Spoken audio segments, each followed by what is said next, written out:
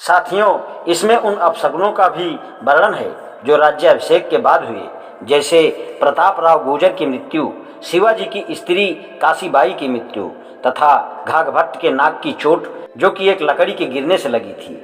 जब राज्याभिषेक समाप्त हो गया तब रथ पर पहले घाघभट्ट बैठे, बाद में शिवाजी। निश्चलपुरी जाते समय शिवाजी को उन घटनाओं की चेतावनी दे गए जो राज्याभिषेक के 13वें, 22वें तथा 55वें दिन होने वाली थी। 13वें दिन शिवाजी की माता की मृत्यु हुई और घुड़साल में आग लगने से बहुत से अच्छे घोड़े और एक हाथी मर गया। इन घटनाओं को देखकर शिवाजी ने निश्चलपुरी को बुलाया और फिर से तांत्रिक रीति से राज्याभिषेक करवाया। Shivaji the founder of Maratha Swaraj, पृष्ठ 252-253। शिवाजी के राज्याभिषेक की कथा कई बातों को सिद्ध करती है। राज्याभिषेक कराने का अधिकार केवल ब्राह्मणों को है और कोई ब्राह्मण को राज्याभिषेक कराने पर बाध्य नहीं कर सकता। शिवाजी स्वतंत्र राज्य के सम्राट थे और अपने को छत्रपति महाराज कहते थे।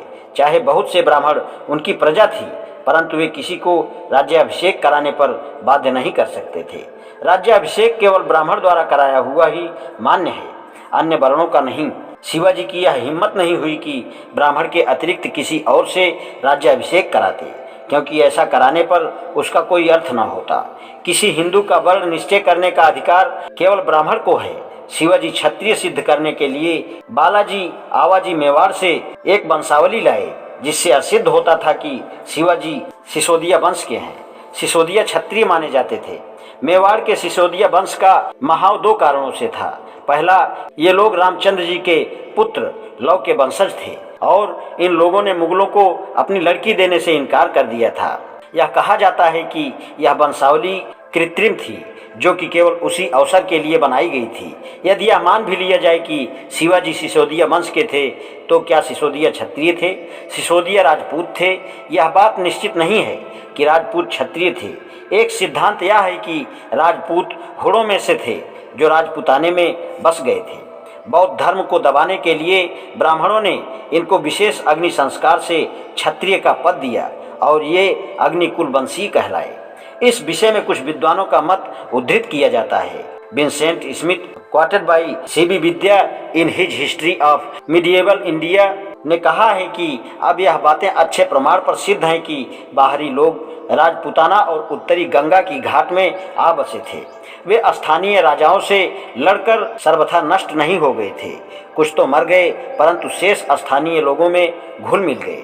वे शकों की भांति हिंदू धर्म तथा समाज में मिलजुल कर हिंदू हो गए।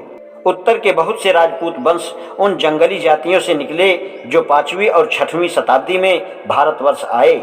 इसी प्रकार दक्षिण में गोंड, भार, खरवार इत्यादि चंदेल, राठौर, गहरवार इत्यादि कहलाए।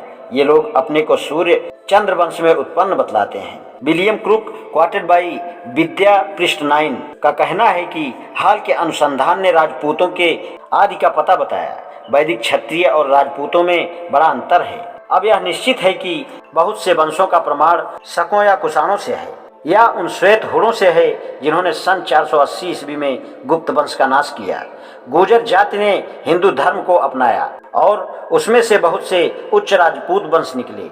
जब ये लोग ब्राह्मणों का प्रभुत्व मानने लगे तो उनका रामायण और महाभारत के नायकों से जोड़ दिया गया। इस प्रकार राजपूतों का इतिहास बना और उनका कल्पित प्रारंभ सूर्य और चंद्र से बताया गया। इस प्रकार बाहर की जंगली जातियां क्षत्रित्व को प्राप्त हुई। यह आवश्यक था कि इन बाहरी के लोगों के बारे में उचित कथाएं गढ़ दी जाएं। इससे एक यह कथा भी निकली कि वैदिक संस्कारों से 4 वंश अग्नि से पैदा हुए। उन्होंने बौद्ध धर्म को दबाने में ब्राह्मणों का साथ दिया। ये 4 अग्निकुल परमार, परिहार, चालुक्य और चौहान कहलाए। आज इतना ही, शेषकल। धन्यवाद।